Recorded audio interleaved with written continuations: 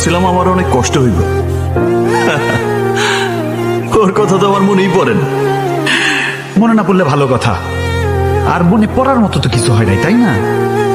কত আইবো আর যাইবো।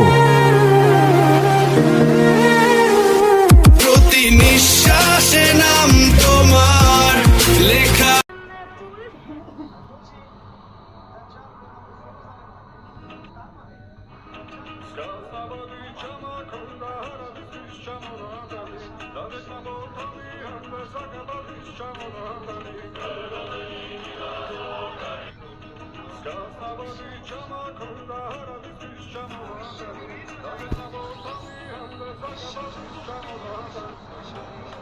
যে দেশে মেধার কোনো মূল্য নাই, টাকা পয়সা মামু খালু ছাড়া অফিসে চাকরি নেই, ওই দেশে মা বাবার টাকা পয়সা ধ্বংস করে পড়াশোনা করে কি করবে?